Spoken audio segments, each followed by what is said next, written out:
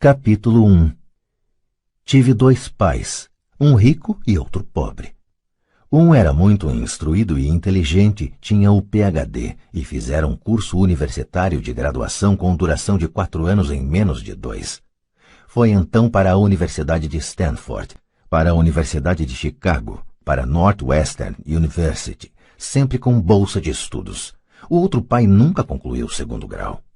Ambos foram homens bem-sucedidos em suas carreiras e trabalharam arduamente durante toda a vida. Ambos auferiram rendas consideráveis. Contudo, um sempre enfrentou dificuldades financeiras, o outro se tornou o homem mais rico do Havaí. Um morreu deixando milhões de dólares para sua família e para instituições de caridade e para sua igreja. O outro deixou contas a pagar. Ambos eram homens fortes, carismáticos e influentes. Ambos me ofereceram conselhos, mas não aconselharam as mesmas coisas. Ambos acreditavam firmemente na instrução, mas não sugeriram os mesmos estudos. Se eu tivesse tido um único pai, teria tido que aceitar ou rejeitar seus conselhos. Tendo dois, tive a escolha entre pontos de vista contrastantes, a visão de um homem rico e a visão de um homem pobre. Em vez de aceitar ou rejeitar simplesmente um desses pontos de vista, me descobri pensando mais, comparando-os e escolhendo por mim mesmo. O problema é que o homem rico ainda não era rico e o homem pobre ainda não era pobre. Ambos estavam no início de suas carreiras e lutavam por dinheiro e pela família. Mas tinham ideias muito diferentes sobre dinheiro. Por exemplo, um dos pais dizia: o amor ao dinheiro é a raiz de todo mal. O outro: a falta de dinheiro é a raiz de todo mal. Quando garoto, a influência de dois pais, ambos homens fortes, era uma situação complicada. Eu queria ser um bom filho e ouvia, mas os dois pais não falavam a mesma língua. O contraste entre suas ideias, especialmente no que se referia ao dinheiro, era tão extremo que eu ficava curioso e intrigado.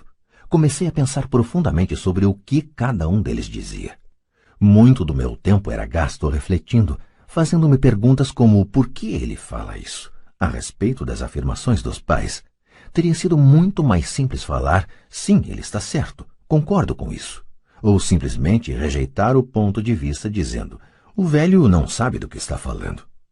Porém, tendo dois pais que eu amava, fui forçado a pensar e escolher um dos caminhos por mim mesmo. Esse processo de escolher por mim mesmo se mostrou muito valioso no longo prazo.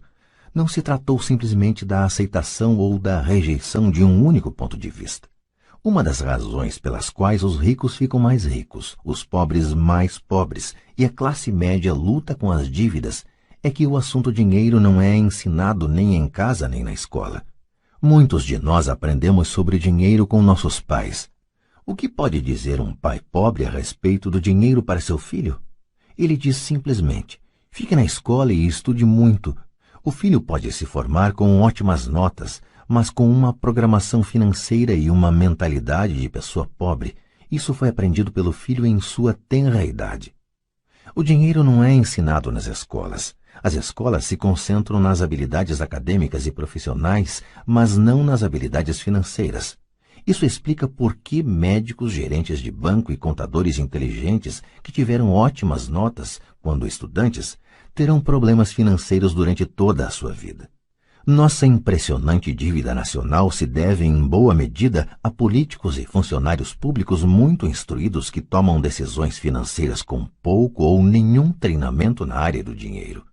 Muitas vezes penso no novo milênio e imagino o que acontecerá quando houver milhões de pessoas precisando de assistência financeira e médica. Eles se tornarão dependentes do apoio financeiro de suas famílias ou do governo. O que acontecerá quando o Medicare e a Seguridade Social ficarem sem dinheiro? Como uma nação sobreviverá se ensinar sobre dinheiro continuar sendo tarefa dos pais, cuja maioria será ou já é pobre? Como tive dois pais a me influenciar, aprendi com ambos. Tive que refletir sobre os conselhos de cada um deles e, ao fazê-lo, percebi o poder e o impacto dos nossos pensamentos sobre nossa própria vida. Por exemplo, um pai costumava falar, não dá para comprar isso. O outro proibia o uso dessas palavras, insistia em que eu falasse, o que posso fazer para comprar isso? Num caso temos uma afirmação, no outro uma pergunta. Um deixa você sem alternativa, o outro obriga você a refletir. Meu pai, que logo ficaria rico, explicava que ao falar automaticamente não dá para comprar isso, seu cérebro para de trabalhar. Ao perguntar o que posso fazer para comprar isso, você mantém seu cérebro trabalhando. Ele não estava dizendo que comprasse tudo o que desejasse. Ele incentivava fanaticamente que exercitasse minha mente, o computador mais poderoso do mundo. Meu cérebro fica mais forte a cada dia porque eu o exercito. Quanto mais forte fica, mais dinheiro ganho.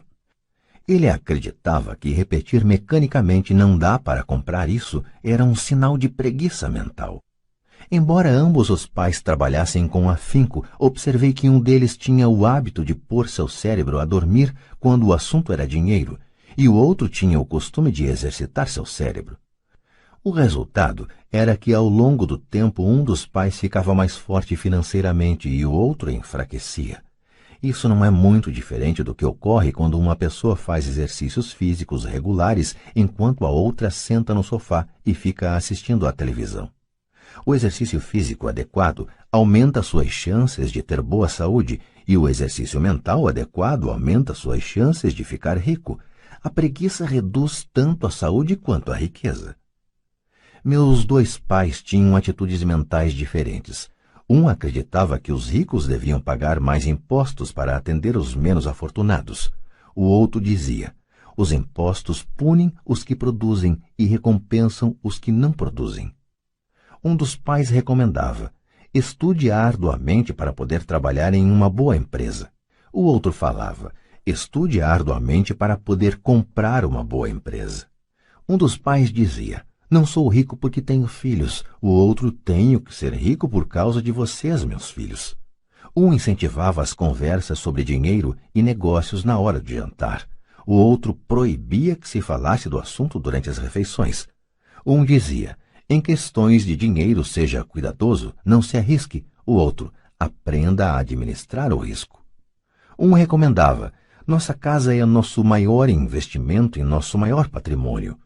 O outro: minha casa é uma dívida e se sua casa for seu maior investimento, você terá problemas. Ambos os pais pagavam suas contas no prazo, mas um deles pagava suas contas em primeiro lugar, enquanto o outro as deixava para a última hora.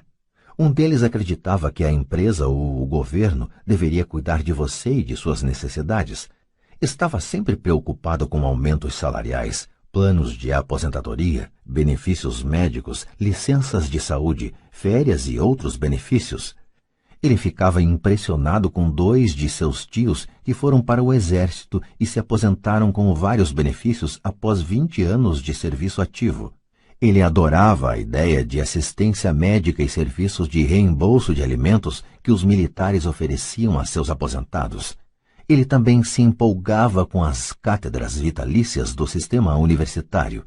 A ideia de estabilidade no emprego e benefícios trabalhistas lhe parecia às vezes mais importante do que o próprio emprego.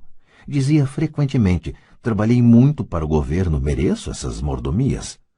O outro pai acreditava na total autossuficiência financeira.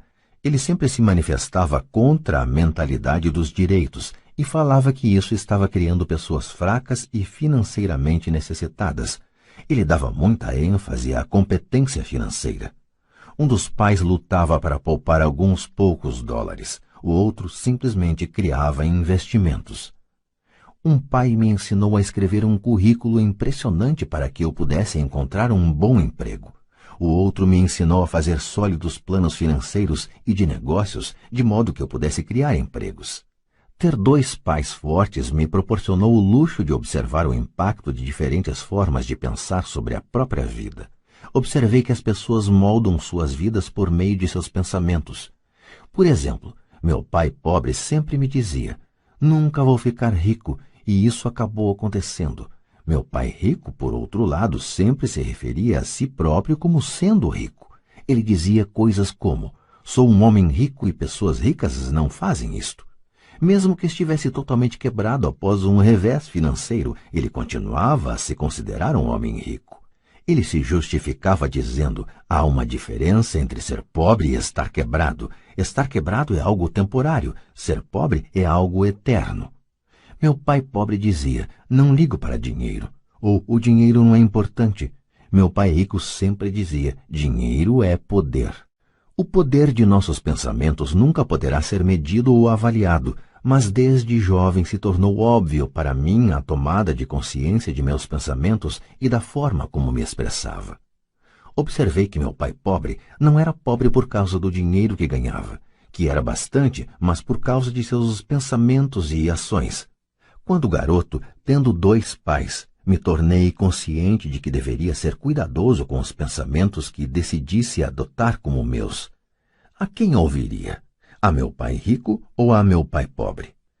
Embora ambos tivessem um enorme respeito pela educação e pelo aprendizado, eles discordavam quanto ao que era importante aprender. Um queria que eu estudasse arduamente, me formasse e conseguisse um bom emprego para trabalhar pelo dinheiro. Ele queria que eu estudasse para me tornar um profissional, um advogado ou um contador, ou que fosse para uma faculdade de administração para obter um MBA. O outro me incentivava a estudar para ficar rico, para entender como funciona o dinheiro e para aprender como fazê-lo trabalhar para mim. Não trabalho por dinheiro, costumava repetir uma e outra vez. O dinheiro trabalha para mim. Com 9 anos de idade, resolvi ouvir e aprender com meu pai rico tudo sobre dinheiro. Optei por não dar ouvidos a meu pai pobre, mesmo que fosse ele quem possuísse todos os títulos universitários. Uma lição de Robert Frost. Robert Frost é meu poeta favorito. Embora goste de muitas de suas poesias, a minha preferida é The Road Not Taken. Quase todos os dias recorro às suas lições. The Road Not Taken. O caminho não escolhido. Num bosque amarelo, 2 caminhos se separavam, e lamentando não poder seguir os 2, e sendo apenas um viajante, fiquei muito tempo parado, e olhei para um deles tão distante quanto pude, até onde se perdia na mata. Então segui o outro, como sendo mais merecedor, e tendo talvez melhor direito, porque coberto de mato e querendo uso, embora os que por lá passaram os tenham realmente percorrido de igual forma, e ambos ficaram essa manhã com folhas que passo nenhum pisou. Guardei o primeiro para outro dia, embora sabendo como um caminho leva para longe, duvidasse que algum dia voltasse novamente. Direi isto suspirando: em algum lugar, daqui a muito e muito tempo, 2 caminhos se separaram em um bosque e eu escolhi o menos percorrido. E isso fez toda a diferença. Robert Frost, 1916. E isso fez toda a diferença. No correr dos anos, pensei muitas vezes no poema de Robert Frost. Ao escolher não dar atenção aos conselhos e atitudes quanto a dinheiro de meu pai muito instruído, tomei uma decisão dolorosa, mas foi uma decisão que determinou o resto de minha vida. Com a decisão de quanto a quem dar ouvidos, teve início minha educação sobre dinheiro. Meu pai rico me deu lições ao longo de um período de 30 anos, até que cheguei aos 39 anos de idade. Suas lições pararam quando ele percebeu que eu conhecia e entendia plenamente o que ele estava tentando martelar na minha cabeça, às vezes bastante dura. O dinheiro é uma forma de poder. Mais poderosa ainda, entretanto, é a instrução financeira. O dinheiro vem e vai, mas se você tiver sido educado quanto ao funcionamento do dinheiro, você adquire poder sobre ele e pode começar a construir riqueza. O motivo pelo qual o simples pensamento positivo não funciona é porque a maioria das pessoas foi à escola e nunca aprendeu como o dinheiro funciona, e assim passam suas vidas trabalhando pelo dinheiro. Como comecei com apenas 9 anos, as lições que meu pai rico me ensinou foram simples. E quando tudo foi dito e tudo foi feito, encontramos apenas 6 lições, repetidas ao longo de 30 anos. Este livro trata dessas 6 lições, expostas da maneira mais simples possível, da forma como meu pai rico as passou para mim. Estas lições não pretendem ser respostas e sim marcos. Marcos que ajudarão você e seus filhos a enriquecerem, não importa o que aconteça em um mundo de crescente mudança e incerteza. Lição 1. Os ricos não trabalham pelo dinheiro. Lição 2. Para que a alfabetização financeira? Lição 3. Cuide de seus negócios. Lição 4. A história dos impostos e o poder da sociedade anônima. Lição 5. Os ricos inventam dinheiro. Lição 6. Trabalhe para aprender, não trabalhe pelo dinheiro.